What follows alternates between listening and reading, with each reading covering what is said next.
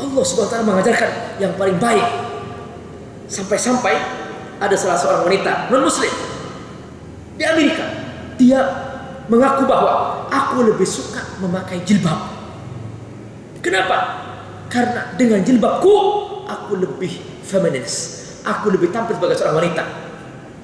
Dia mengatakan begitu. Apa gunanya aku tontonkan betisku, pahaku? Aku sudah capek, kata dia. Semua orang melihat aku dengan cara seperti itu, padahal kecantikanku hanya untuk suamiku. Maka dia kemudian memilih memakai jilbab. Ditegur oleh kawan-kawannya, kamu sudah masuk Islam? Tidak. Loh, kenapa mau pakai pakaian orang Islam? Ini sebetulnya bukan hanya milik orang Islam, ini milik semua wanita, kata dia.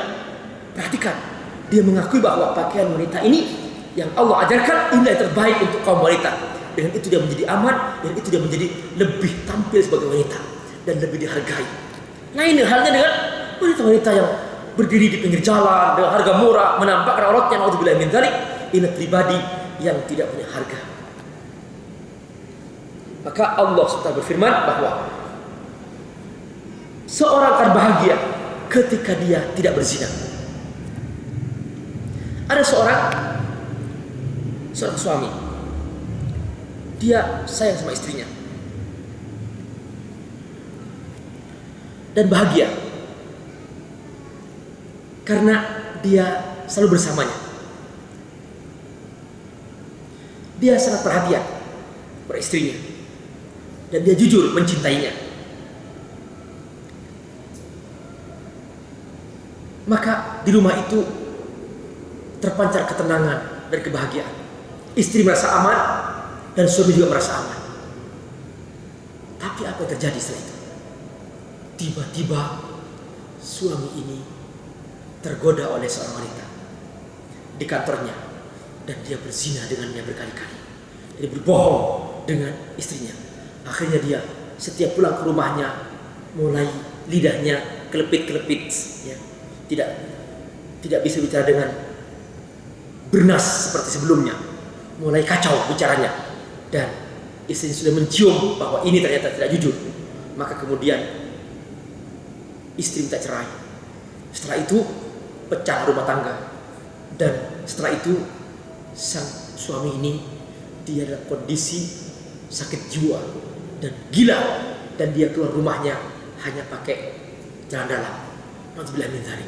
Perhatikan, dia menjadi gila gara-gara dia hanya berzina. Perhatikan bahwa berzina ternyata benar menyebabkan kehancuran dan tidak sedikit rumah tangga yang hancur seperti ini gara-gara perzinahan. Jangan dianggap kecil. Allah yang mengajarkan syariat ini jangan dianggap Allah bodoh sampai kemudian ajaran Allah dianggap tidak penting. Naudzubillah min dzalik. Ini ajaran Allah SWT yang maha agung, yang maha mulia. Kita harus memuliakannya. Pasti ajaran Allah pasti terbaik.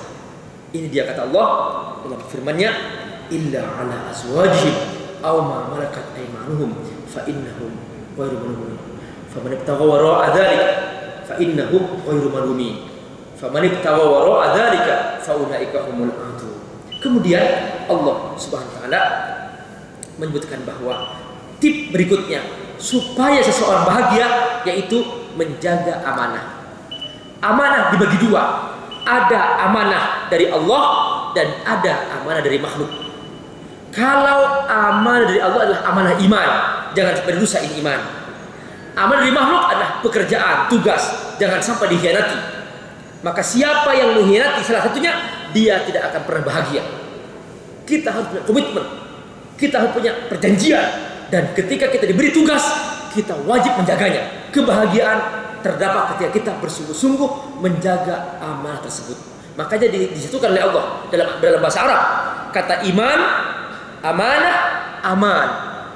Seorang yang beriman wajib menjaga amanah dan seorang menjaga amanah pasti merasa aman. Perhatikan bahwa iman, amanah, aman satu akar kata, tapi ini mengandung makna penting bahwa seorang hendaklah menjaga amanah ketika dipercaya, dan inilah amanah paling besar dari Allah yaitu amanah iman. Maka ketika diberi iman, jangan dilemahkan. Jaga ini iman, jangan sampai lemah. Allah firman, walladzina hum li amanatihim wa ahdihim ra'un. Kemudian tip berikutnya yaitu persaksian. Banyak bisnis sekarang berlangsung dengan persaksian bohong. Persaksian bohong. Maka Allah Subhanahu wa ta'ala menjaga jangan sampai penghasilanmu dari cara bersaksi bohong. Contoh barakallahu. Pertama, seorang hakim disogok sehingga dia memenangkan orang yang salah. Ini juga termasuk persaksian. Kedua, seorang mencoblos. Dia memilih seorang yang tidak baik dengan cara membayar, dengan cara mendapatkan bayaran. Ini juga persaksian. Orang seperti ini oleh Allah SWT tidak akan pernah dibikin aman. Dia akan terus dalam kondisi tidak stabil, dan tidak hanya di dunia tapi juga di akhirat. Karena kata Allah, kalau kamu ingin masuk surga, yaitu berilah persaksian dengan jujur. Tapi bukan pengertiannya langsung kemudian dia mengatakan kalau aku tidak mencoblos. Ini juga termasuk tidak amanah. Kenapa? Dia diberi kesempatan bersuara tapi tidak memberikan amanahnya, sehingga kekosongan suara itu dimanfaatkan oleh orang-orang yang tidak bertanggung jawab. Makanya harus berpikir, bermusyawarah, bertanya kepada kawan-kawannya, kepada ustadznya, gimana caranya Pak Ustadz, siapa yang harus dia pilih. Harus begitu. Jangan sampai menjadi orang yang dia tidak tahu cara memilih. Inilah penting untuk kita bersungguh-sungguh memberikan amanah ini kepada orang bertanggung jawab.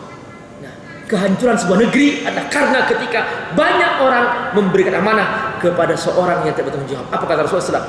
Idza wujidal amru li ghairi ahlihi fantadhiris sa'a. Ketika sebuah amanah diberikan kepada orang yang tidak bertanggung jawab, maka tunggulah tanggal kehancurannya. Alhamdulillah min dzalik. Kemudian terakhir adalah yaitu menjaga sholat. Perhatikan barakallahu. Allah membuka dengan sholat. Nih perhatikan, Allah membuka dengan sholat. Ilal musalli alladzina hum ala sholatihim daimun. Dan Allah menutup dengan sholat. Walladzina hum ala sholatihim yuhafidun. Tapi berbeda. Kalau yang di awal daimun, terus menerus.